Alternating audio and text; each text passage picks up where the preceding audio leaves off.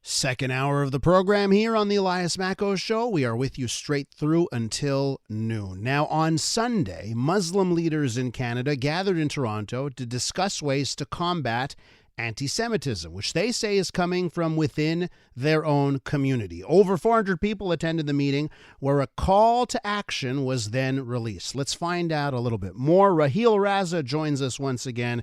She's with the Council of Muslims Against Anti-Semitism. Raheel, thank you so much for coming back on the show.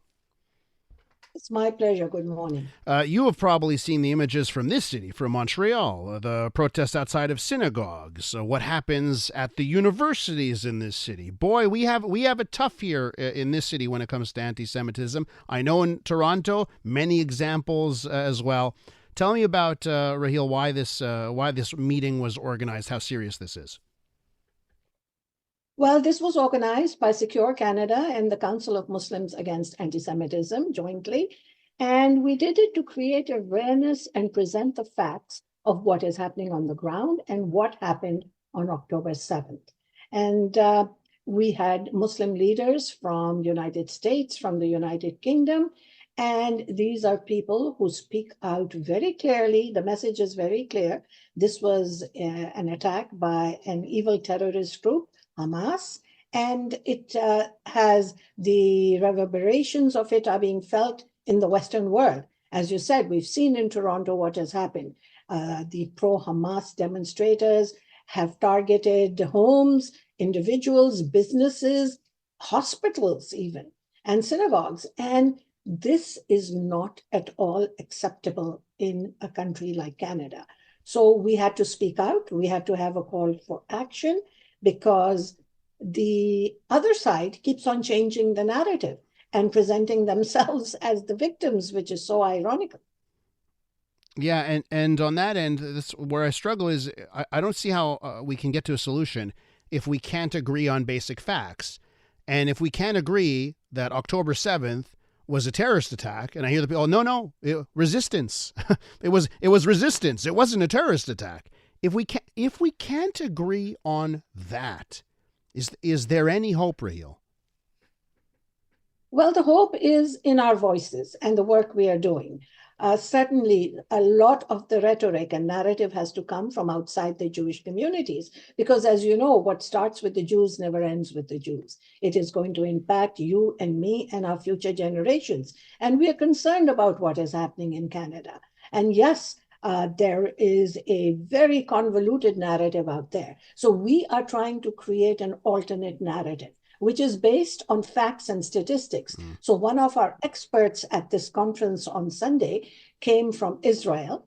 Her name is Professor Ruth Halperin Kadari, and she has been with the United Nations and, an expert on sexual violence. With International Women's Day coming up, what are we going to celebrate? So that is a big question that we as women have to ask ourselves. The sexual violence that was perpetuated against the women on October 7th has now been verified by the United Nations, finally, after 4 months. And so it is a very difficult conversation, but we are here to have those difficult conversations, and we have to have them. It's urgent. We can't just sweep this under the carpet, because it's not going to go away unless we address it. So one of our mandates is the 3 E's, to educate the masses, to empower for change, and just keep on presenting, to educate people who don't really know the facts. So, when I see Muslim leaders gathered in Toronto, I imagine that Amira El-Gawabi, the special representative against Islamophobia, she must have been there, Raheel, if we have Muslim leaders gathering. Was she there? There were more than 400 people. I don't believe she was there, because for her, this would have been Islamophobia, her favorite term. And we actually, our speakers addressed this point of Islamophobia, which is just used as a way to deflect from the truth. It's a very easy backup for people like her because for her, everything is Islamophobia. You know, when the demonstrators came to Mount Sinai Hospital and there was a pushback against that, she said it is their right. And my response was, when hate becomes a right in our city, then we have a bigger problem than we can actually manage.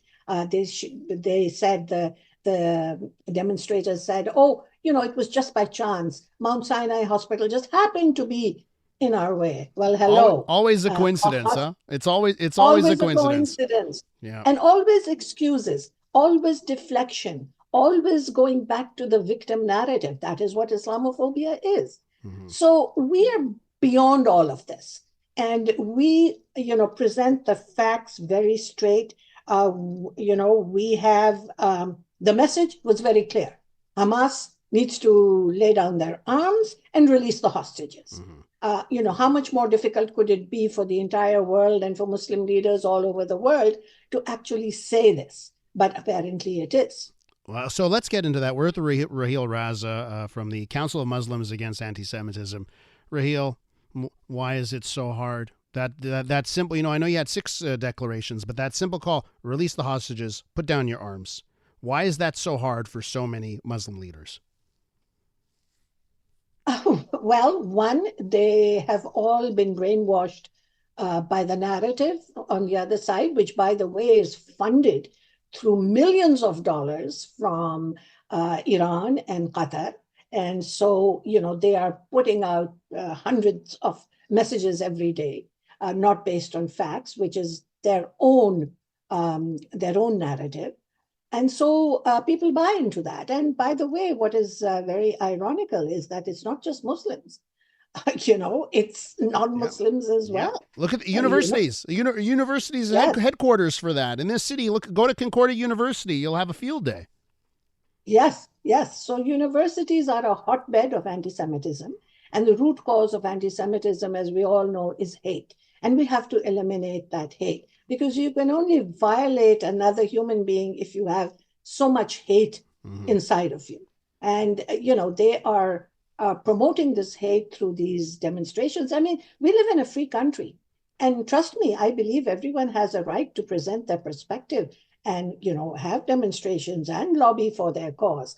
There's nothing wrong with that. But if you're lobbying for hate against another community, then there's something very wrong about that. Our law enforcement, our leaders need to put a stop to it. Mm-hmm. And we did have a call to action to our leaders, to our elected officials, to the government, to say that no matter what is happening there, and this is a conflict, and they will figure out how to end it, hopefully.